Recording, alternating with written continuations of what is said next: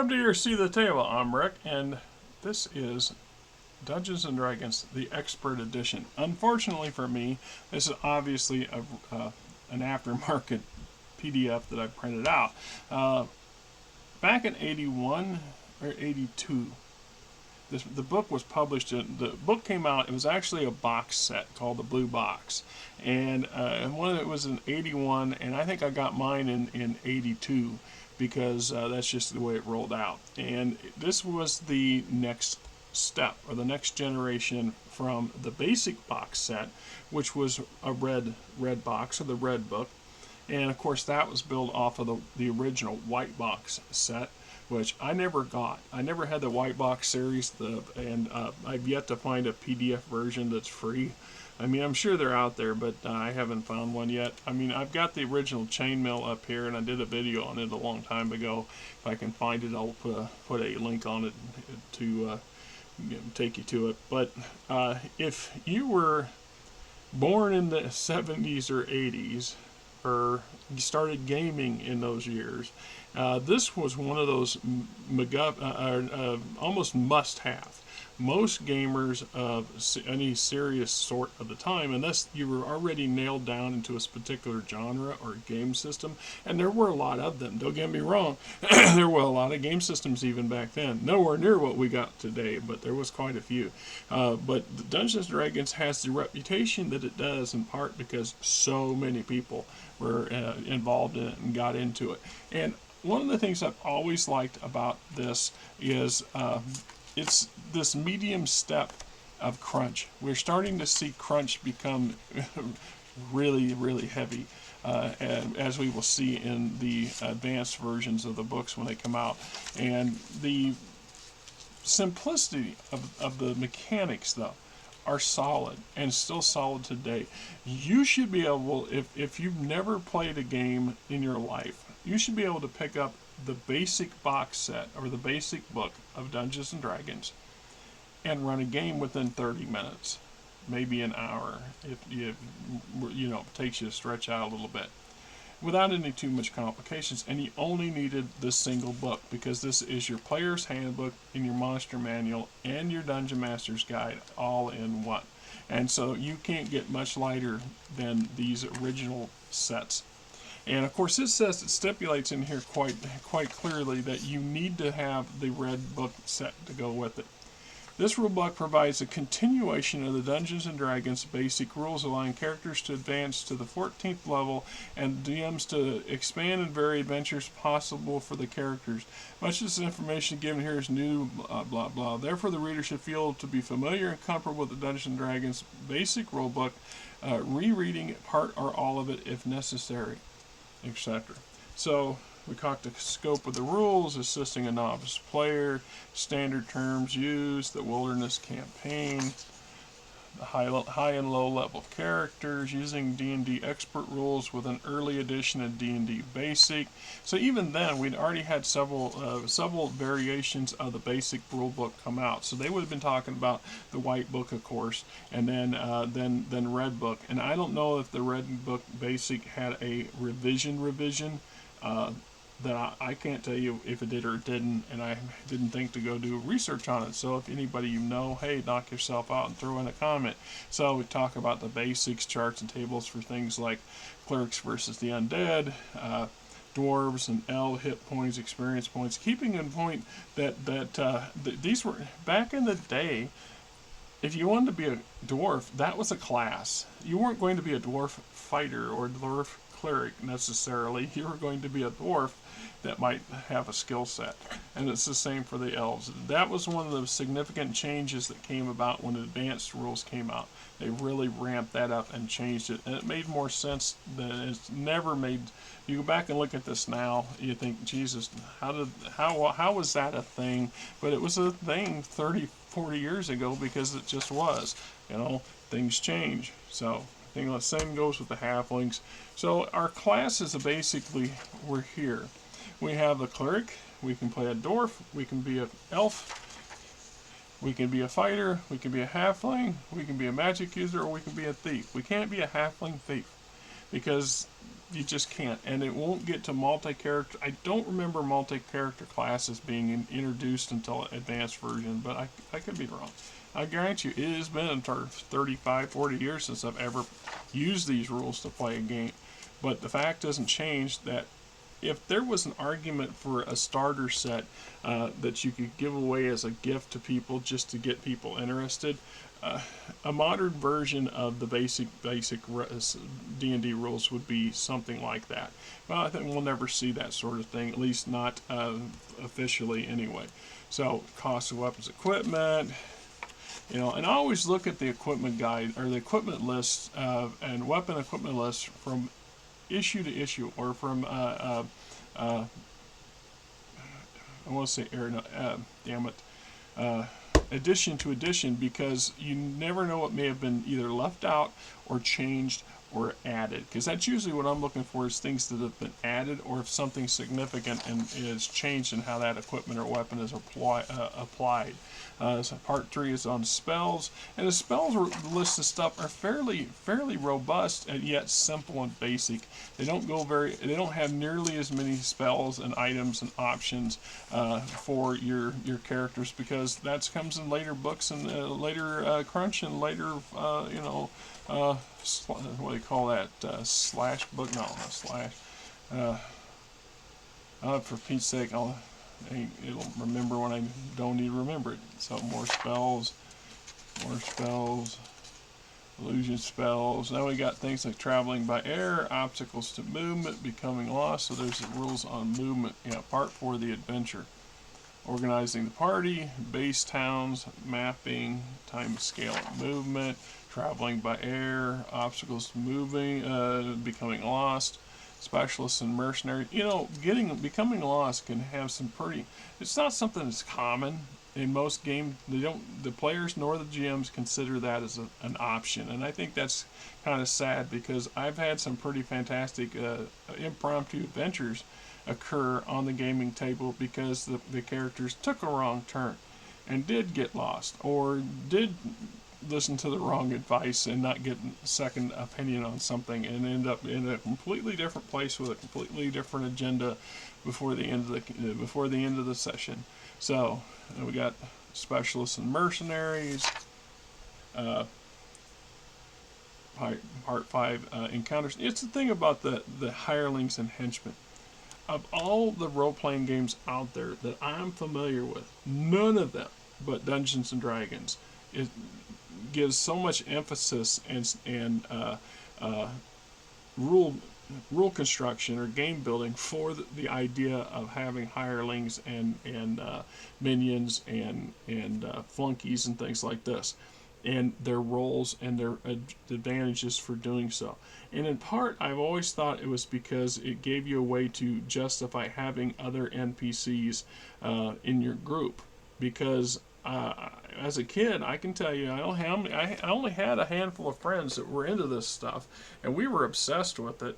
But there were many sessions when it was just 2 of us. It would be one being a player and the other one being the dungeon master, and we would take turns swapping back and forth on who was going to be the dungeon master. So we would both get time to build our own world and so on and so forth, and get to play at the same, and also get plenty of time playing.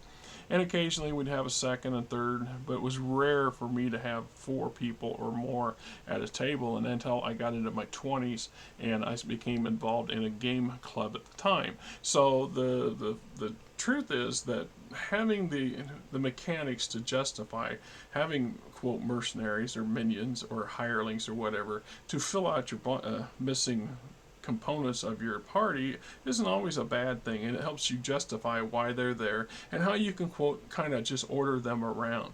Now that's just something that people will make an argument, well, the NPC should have personalities and have thoughts and needs and wants on their own, and that's true, but that's a challenge. That's one of the concepts that came up when I was creating my own game for based on the solo play. Well, how will you deal with these mercenaries and hirelings and non-player characters if you have no player to make the decisions for that? So I came up with a fairly extensive series, or a fairly simple series of yes, no, maybe kind of questions, and a number of charts and tables that allowed you to determine randomly what their reactions are going to be, based on a bunch of parameters and modifiers that you then plug in. I mean, yes, that's a bit more crunch than most people want to apply, but when you're by yourself and you do really want a truly solo kind of adventure, or something you're just going to just ramrod your own railroad through whatever you do, and you can do that. I mean, it's your game. You play it however the hell you want. So the same thing. I've always kind of done this with players, and it throws them off sometimes because it's not something they've experienced. But once we got into it, they started to appreciate it. So when we have a small group of players, one or two players, and we have to have 2 or 3 NPCs as part of their group, I mean, you can tailor the group size to the group amount of players. You can have a campaign that only needs those 2 players, or only that one lone wolf who's going to be doing whatever he's doing. But the campaign style and what their parameters and missions are, when it's just one player versus a group of players, that's a drastic and dramatic change. And I don't know that too many people talk about that. I haven't seen any videos that I can think of right off the top of my head where they do talk about that sort of stuff. So we got the encounter section and things like saving throws and weapon damages, unarmed combat, aerial combat, underwater combat, character attacks, monster attacks, part 6, the monsters. This is their version of the monster manual, so it's expanded. It's including stuff that was in the earlier basic version as well. Some of the stats and things have changed slightly. This is why I say if you're using multiple monster manuals through different editions, you kind of want to look at the manual you're looking and see if there's any significant changes between the mechanics with the current system of rules you're using, because usually there's a balance. There's a lot of a give and take in these rules. The rules are designed the way they are sometimes to be as fair as possible, but at the same time they're still weighted. I mean, you just the nature of how these things play out. So like I said, they've added a few extras and that weren't in the original one, and made some adjustments on some of the others, but mostly it's just a carbon copy of the original stuff. So we got quite a few pages on that. Then we get to loot. So part 7 is treasure types, individual treasure types. Man, I have had some somewhat heated discussions over the decades when it comes to treasure allotment.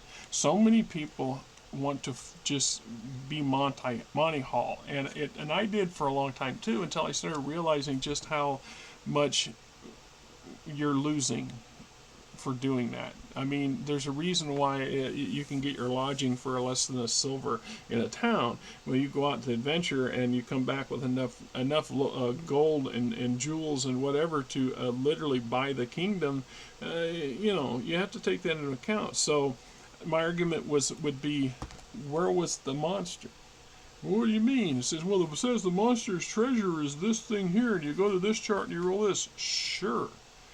But was the monster in the field or at their lair? So if you attacked the ogre in his lair and killed the ogre there, then he's likely to have more loot, or the amount that it's allowed to have based on the system, in that spot. But if that ogre is not at his lair, he's in the field, and you ambush the ogre, or the ogre ambushes you, and things go south for the ogre, and you end up offing him there in the field, the amount of treasure that's physically on that ogre at that moment is going to be significantly less than what was at the lair.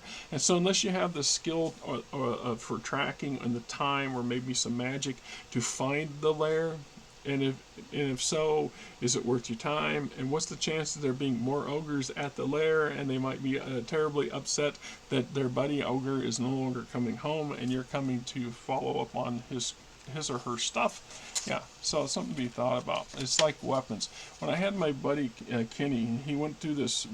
He spent a lot of time.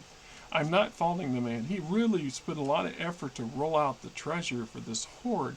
And we had like 90 plus one rings of protection in this horde, and as an example of the sheer volume of stuff. And it was based on his literal interpretation of the mechanic rules that he was looking at. And I told him, I says, they're literal, but you also have to take a little bit of common sense in there. Right? It's just like the ones where we go out and you get a dragon sword and you literally got 100 wagon loads of gold alone sitting there in a cave next to a dead damn dragon. So how do you get it out of there? You start looking at things like encumbrance and weight and time and effort. Well, them damn mercenaries and hirelings start to look more and more important, don't they? But then you need to hire more to protect you from the ones you hired, to keep them honest. I mean, it's just a, you can really get into a trap there, or you can really be liberating about it. I mean, I had one player, and his character. He liked his character to be fickle or nonchalant about things like this. So he would look around and said, "What do I need?" Not that how much can I have or how much wealth I'm going to accumulate, but okay, I'm going to take a couple platinum and those 2 diamonds over there and this little sword thing, and you can keep the rest. Well, what do you need? Why do I need everything else? I mean, this is quite sufficient right here. So so we talk about rolling up magic swords, magic intelligent swords. Oh my God. I have had more fun with intelligent weapons than I can rightly say in public. It's just they can be really, really twisted and a motivator if you want to put them down that road. So we're looking at magic items, different stuff. We got handling player, so dungeon master information. So here's your DM guide: handling player characters, magical research. Says player characters will often want to do actions not specifically covered in the rules or by their character descriptions. The DM should then be prepared to handle such requests. Dungeon Master must be flexible enough to be able to decide how to deal with situations that the rules don't cover. A good referee will think about how similar problems are handled in the rules and then use a similar system. Some ideas on how to handle different situations are presented below, etc. So there's a reason why new rules keep coming up. It's the same reason why we invented house rules, or whatever the hell you want to call them these days. And the idea being is that, well, we didn't have a rule for that, so this is how we figured out how to moderate it or how to narrate it. Or this doesn't work for us. Well, let's change this, but as long as we're consistent and we make sure that we made that change and we hold to that change all the way through the campaign, and don't just wish-wash or flip back and forth because it's convenient, etc. We talk about magical research and production. There's always one player who wants to research and produce something over time. Castles, strongholds, and hideouts. Designing your dungeon and creating an NPC party.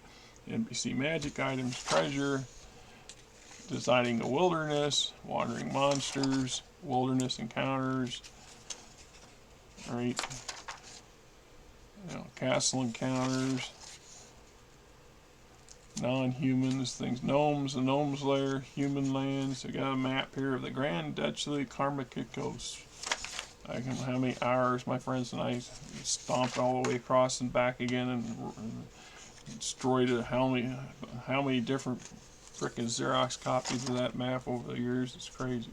Special adventures, so waterborne adventures, ships, weather, encounters at sea. Right there, see, if you had that weather and ship and all that, you could add this here and you have yourself a Viking campaign, right? Just saying. So, this is the classic of classics. This system is. And I got this PDF off the internet for free. And for the love of Pete, if you got some kids that are young enough that but they're really interested and they're kind of wanting to do this stuff, this is the stuff I would buy. I would buy the very basic, very bare bones, very entry level stuff. Now, since then, some have come up with newer versions of these things. I have not seen a Wizards of the Coast version of this system ever. I'm not saying it doesn't exist, because there's a sheer amount, the sheer shitload of crap that's gotten produced out there that passed me by is, staggering. I'm not going to deny that. But other game systems, like our favorite topic of the at the moment of being BattleTech, we see them making the effort to have starter sets. These are basic, easy to get into game systems for brand new people who've never played the game at all, have no idea what they're looking at, and how to introduce them to it, and how to introduce them to the current set of rules and mechanics that you would then add to and build upon as you choose to do so over time. It's just like building your mech units and material sources, etc. Anyway, so if you get, like I said, if you can get copies of this printed out, give it to your kids, give it to your friends, give it to total strangers on the street. Say you want to get some weird reactions. There you go. There you go. Try this. Take this home, and this is what you and your spouse can do for Friday night fun. All right. I'm just saying. Anyway, I'm Rick, and you're not. Till next time.